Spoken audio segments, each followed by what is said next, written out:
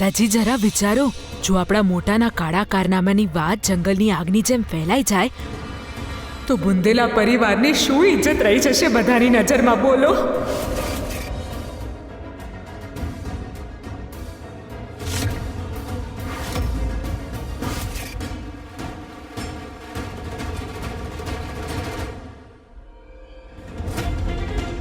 માતાજીએ તારું સાંભળી લીધું જગદંબા. આ જે કન્યા છે જે ઢાલ બનીને તમારા પૌત્રની રક્ષા કરશે.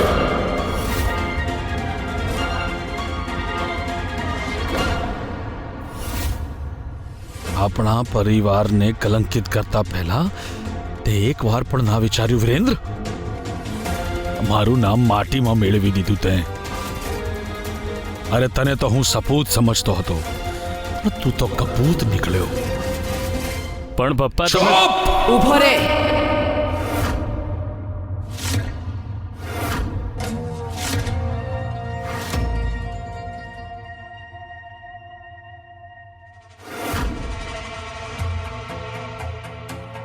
વિરેન્દ્ર અને આ છોકરી સાથે હું એકાંતમાં કંઈક વાત કરવા માંગુ છું. ચાલો મારી સાથે.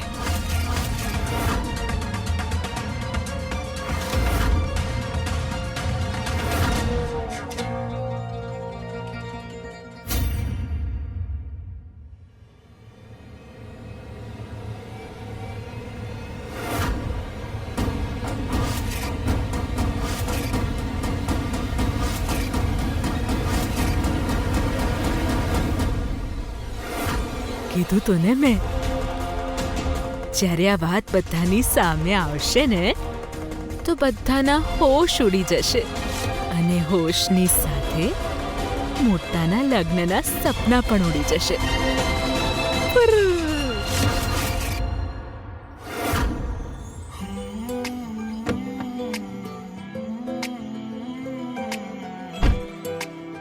સો મિસ, ધન્યવાદ. તમને જલ્દી મળીશ. બાય. બાય.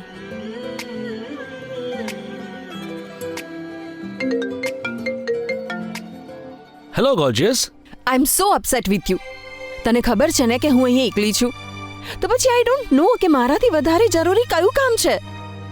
મારા માટે તો ટાઈમ જ નથી તારી પાસે. મને તો લાગે છે કે મારે દિલ્હી પાછા જતું રહેવું જોઈએ. અચ્છા, એક કામ કર, જલ્દીથી એક સેલ્ફી લઈ લે. વોટ? જ્યારે તું આટલા ગુસ્સામાં હોય છે કેટલી બ્યુટીફુલ લાગે છે, ખબર છે તને? એન્ડ વન મોર થિંગ, તને શું લાગે છે કે મારી જિંદગીમાં તારાથી વધારે કોઈ ઇમ્પોર્ટન્ટ હોય? અને જેની જોડી સ્વયં દેવીમાં બનાવે એમને થોડા સમયનું અંતર કેવી રીતે અલગ કરી શકે?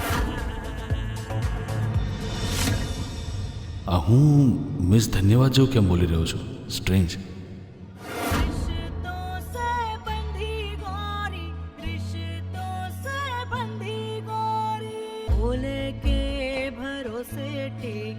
रेशम की ये डोरी नजर न लगे किसी की, रेशम की ये डोरी रिश्तों से बंधी गोरी, रिश्तों से बंधी गोरी,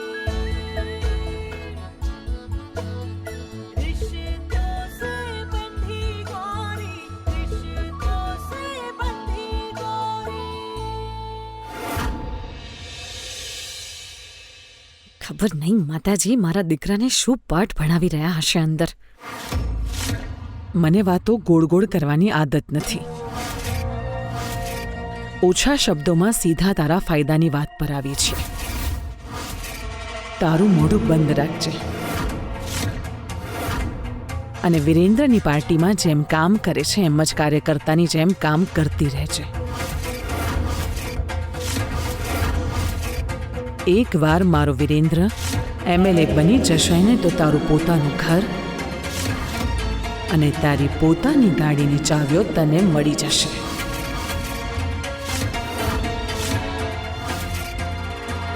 વિચારી લે, તારું પોતાનું ઘર.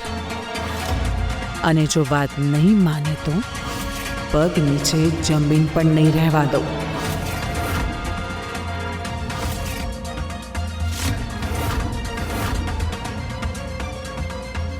ગૌરી સાથે હું વિરેન્દ્રના લગ્ન નક્કી કરી ચૂકી છું.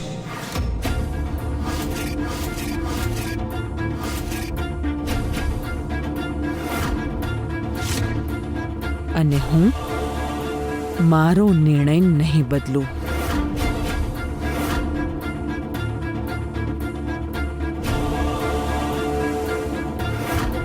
પણ હું વિરેન્દ્રજીને પ્રેમ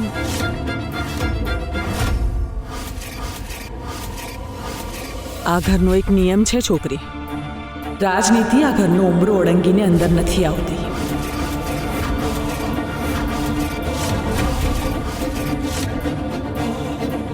પણ હા, જો તું મારી વાત માનીશ તો વચન આપું છું, આ ઘરની બહાર તારા રસ્તામાં ફૂલ પાથરી દઈશ.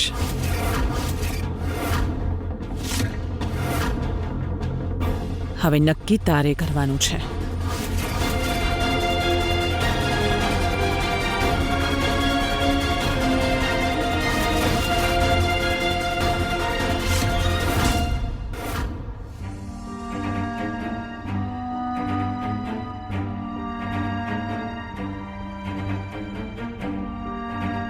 વિરેન્દ્ર, તારો નિર્ણય સંભળાવ.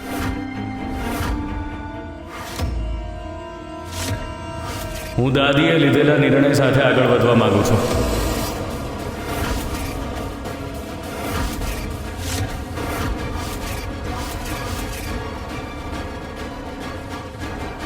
હું ગૌરી સાથે લગ્ન કરવા તૈયાર છું.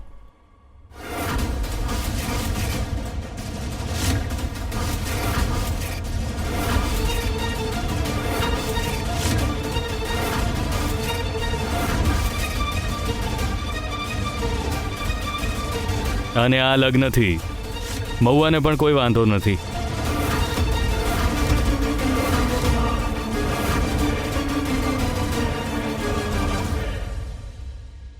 હું જાણી ચૂકી છું કે હું ક્યારેય આ પરિવારનો હિસ્સો નથી બની શકવાની, અને એટલા માટે હું વિરેન્દ્રજી સાથે મારા બધા સંબંધો પૂરા કરું છું.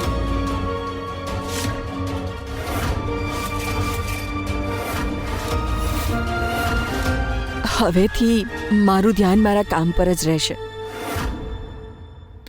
અરે આ કઠપૂતળી તો મારા સપનાના હોશ ઉડાવી રહી છે. અને આ વિરેન્દ્ર એ માતાજીની વાત કઈ રીતે માની ગયો? વિરેન્દ્ર, બેટા તું એ છોકરી સાથે લગ્ન કરીશ? એ અભણ ગામડાની છોકરી સાથે?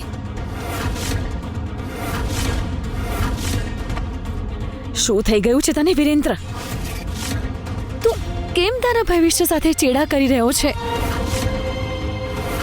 વીરુ,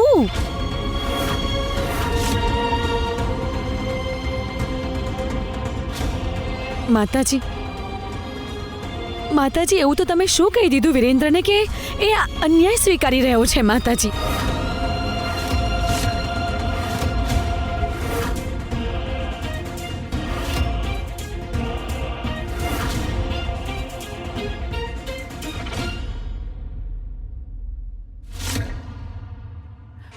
કયા માણસનો જીવ કયા પોપટમાં અટકેલો છે એ વાત બહુ જ સારી રીતે જાણું છું હું.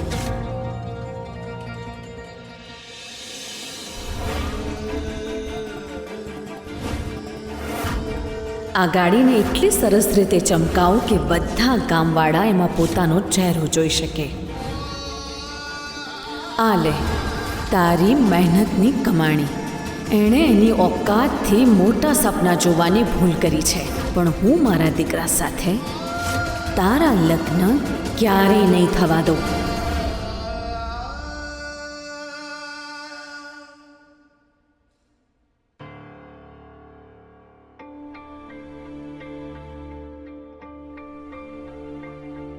પપ્પા, તમે જ કહો છો ને કે ઘાને ખોતરવાથી એ વધે છે, અને તમને જોઈને તો એવું લાગે છે કે જાણે આજ સવારવાળી વાત તમે ભૂલ્યા જ નથી. દીકરી, એકવાર પહેલા પણ તારા જીવનમાં ખુશીઓ લાવવાનો પ્રયત્ન કર્યો હતો. રજની સાથે લગ્ન કરીને તને માં આપવા ઈચ્છતો હતો, અને અજાણતા જ તારા જીવનને નર્ક બનાવી બેઠો.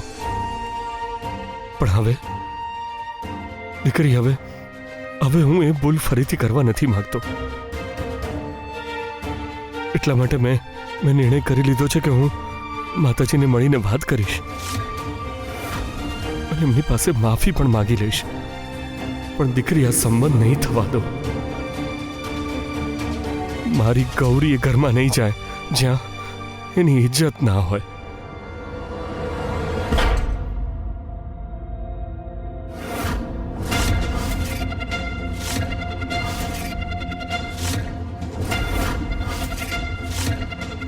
એક નંબર પંડિતજી. જ્યારે હું ના પાડી રહી હતી ત્યારે મોટી હવેલીમાં સંબંધ જોડવાની જીદ લઈને બેઠા હતા, અને હવે જ્યારે હું માતાજી પાસેથી પૈસા લઈ ચૂકી છું તો તમે સંબંધ તોડવા માંગો છો? એવું તો હું ક્યારેય નહીં થવા દઉં.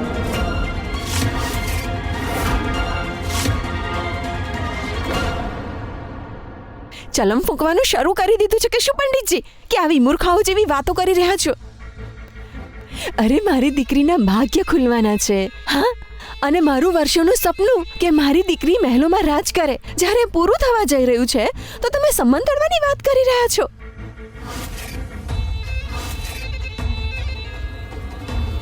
મારી દીકરી,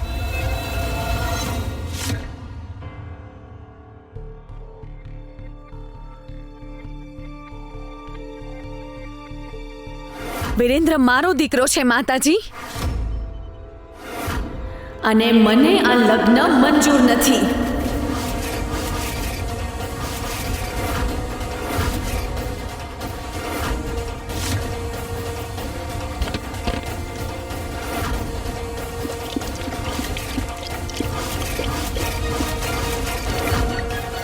માં,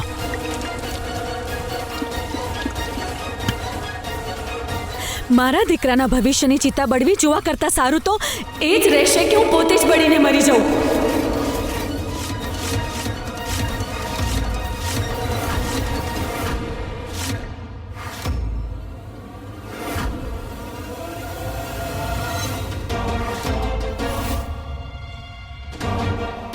હવે બોલ વીરુ, બોલ, શું હજી પણ કરીશ તું એ છોકરી સાથે લગ્ન? શું હજી પણ તું તારી માને જીવતી બળતી જોવા માંગે છે? માં, તમે પ્લીઝ આવું કોઈ પગલું ના ભરતા. આપણે બેસીને વાત કરીએ. ત્યાં જ ઊભો રહે. આગળ ના આવતો વિરેન્દ્ર, મારે તારી સાથે કોઈ જ વાતચીત નથી કરવી. મારે તો બસ તારો જવાબ સાંભળવો છે. અને જો હજી પણ તારી છોકરી સાથે લગ્ન કરવા હોય ને તો બળી જવા દે તારી માને તારી નજર સામે જ. તારું દિલ કઠોર હોઈ શકે છે વિરેન્દ્ર, પણ હું જીવતે જીવ મારા દીકરાની જિંદગી બરબાદ થતી નહીં જોઈ શકું. પણ માં, વિરેન્દ્ર ઊભો રહે. કરવા દે આને જે કરવું હોય. જોઈએ છે કે શું કરે છે આ. તારી હિંમત કેવી રીતે થઈ મારા માતાજીના નિર્ણય વિરુદ્ધ જવાની? હા, પપ્પા, ખોટું શું કહ્યું તારા પપ્પાએ?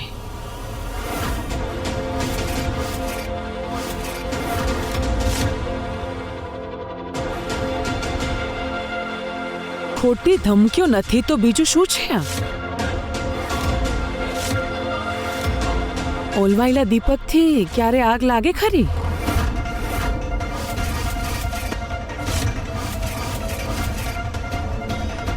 આલે, લઈ લે, તારી મનોકામના પૂરી કર. પણ એક વાત યાદ રાખજે ઉષા, વિરેન્દ્રના લગ્ન ત્યાં થશે જ્યાં મેં નક્કી કર્યા છે.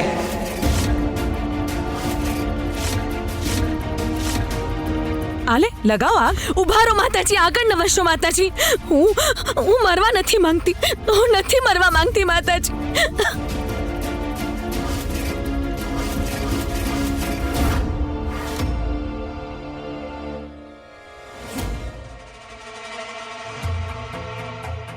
કીધું હતું મેં, જે ગરજે છે એ વરસતા નથી.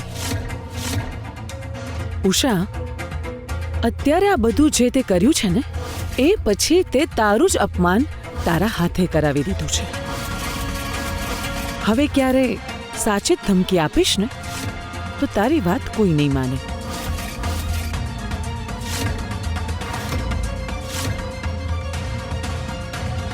તારી જાતને સંભાળી લે અને જલ્દીથી તૈયાર થઈ જા. ગૌરીના ઘરે જવાનું છે, લગ્નનું નિમંત્રણ અને શુકન લઈને. હું ઈચ્છું છું કે બુંદેલા પરિવારમાં આવનારી નવી વહુનું સ્વાગત અને તિલક એની સાસુના હાથે જ થાય. તું નહીં આવે ને તો પણ એ યાદ રાખજે કે ગૌરી તો આ ઘરમાં વહુ બનીને આવશે જરૂર.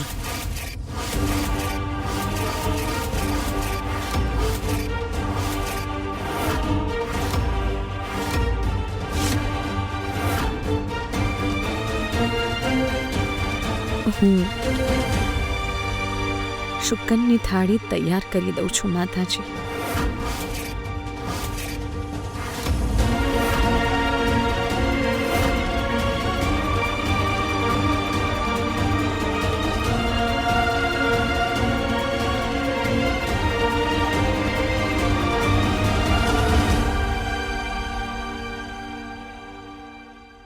આની 6 ફૂટ લાંબી જીભ છે ને ખાલી મારી આગળ જ ચાલે છે. માતાજીના એક અવાજે ડરપોક બિલાડી બનીને જતી રહે છે આરતીની થાળી સજાવવા. જો આવું જ ચાલતું રહ્યું ને તો ભાઈના બાળ બચ્ચાને આપણા હિસ્સાનો કોળિયો ખવડાવવો પડશે મમ્મીજી. એની ચિંતા તું ના કર. મોટાના ગળામાં એવો ઝેરીલો કોળિયો બનીને અટકીશ ને કે બિચારો ના ગળી શકશે ના ઓકી શકશે.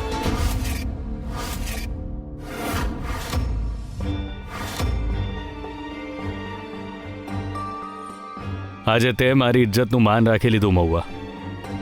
Thank you. વિરેન્દ્રજી, એક પણ માટે પણ એવું ના વિચારતા કે મેં મારા પ્રેમનો સોદો કરી લીધો છે.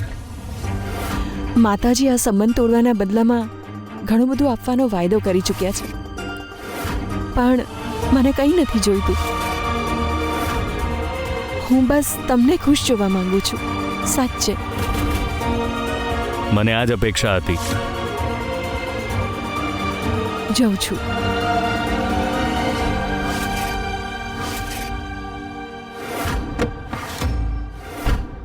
ભરોસાને લાયક તો તું ક્યારે હતી જ નહીં મહુવા.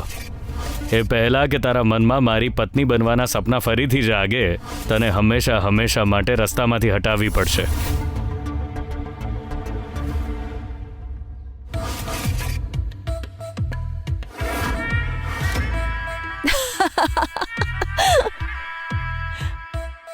તમે તો સાચે જ બહુ ભોળા છો વિરેન્દ્રજી. માતાજીને તો એવું જ લાગી રહ્યું હશે કે એ જીતી ગયા ને હું હારી ગઈ. પણ મહુવા આટલી સરળતાથી હાર માની જાય એવી નથી.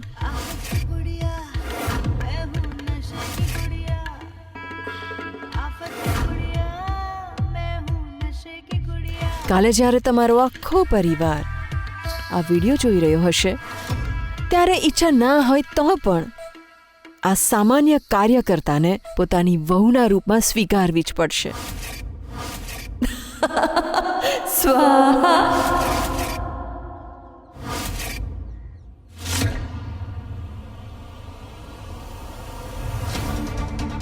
ભલે ગમે તે થઈ જાય, પણ હું મારા દીકરા વિરેન્દ્રના લગ્ન એ 2 પૈસાની ગૌરી સાથે ક્યારેય નહીં થવા દઉં. હું મારા આ દાવમાં ભલે નિષ્ફળ રહી, પણ મને પૂરો ભરોસો છે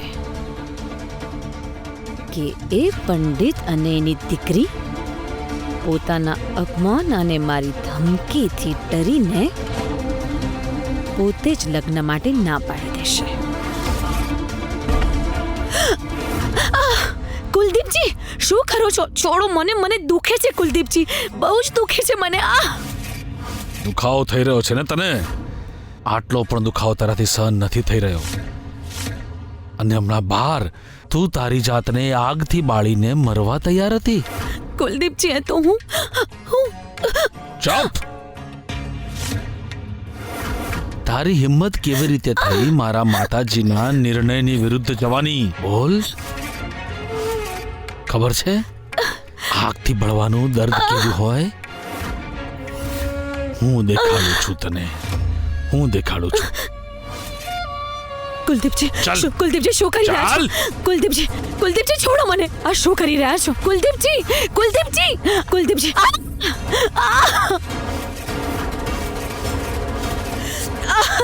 બહુ બળતરા થઈ રહી છે ને, બહુ બળી રહ્યું છે ને. આટલી સરખી બળતરા સહન નથી થતી તારાથી.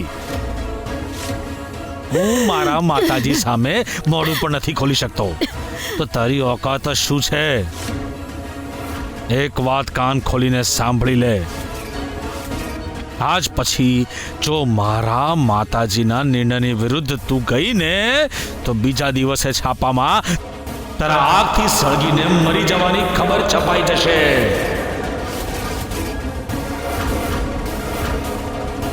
સમજી? કુલદીપજી હું ખાલી મારા દીકરા માટે એક શબ્દ પણ ના બોલતી. જો આ ઘરમાં રહેવું હોય ને તો તારું મોઢું હંમેશા બંધ રાખજે. સમજી? હટ!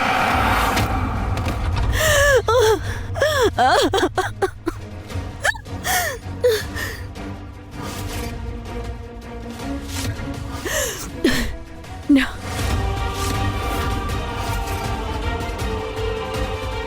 ના મારી આંખો સામે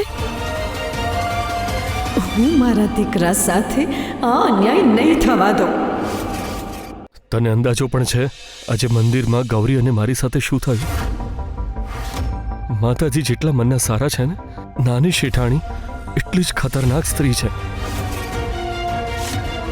એમણે મને ચેતવણી આપી કે હું આ સંબંધ તોડી નાખું,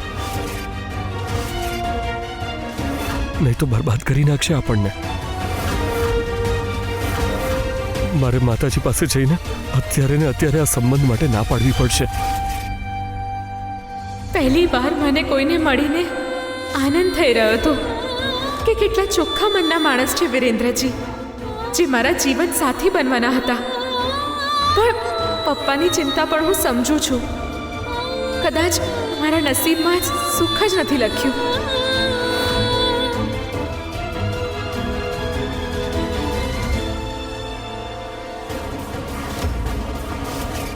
માતાજી તમે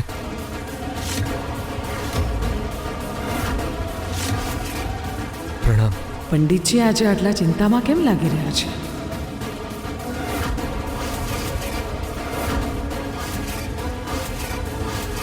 એટલા માટે આ સંબંધ માટે તમે પોતે જ ના પાડશો, નહીં તો હું નરકથી પણ બદતર બનાવી દઈશ તમારા લોકોની જિંદગી.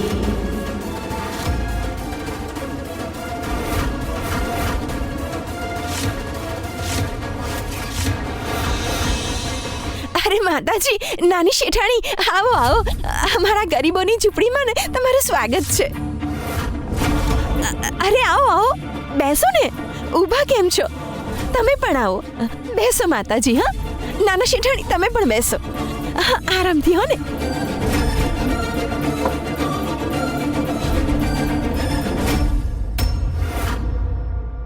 શું વાત છે પંડિતજી? કોઈ તકલીફ છે? અરે બધું એકદમ એક નંબર છે માતાજી. એ તો શું છે ને, પંડિતજી છે ને મંદિર માટે નીકળી રહ્યા હતા, તમે પાછળથી ટોકી દીધા. બસ થોડા ગુસ્સે થઈ ગયા મારા પર. આ જ વાત હતી, બીજું કંઈ નહીં. આ બધું ઠીક છે. ઠીક છે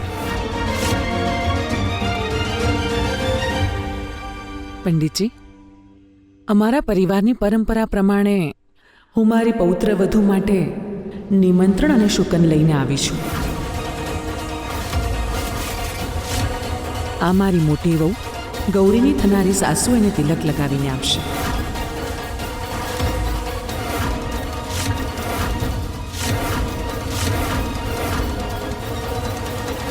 ના,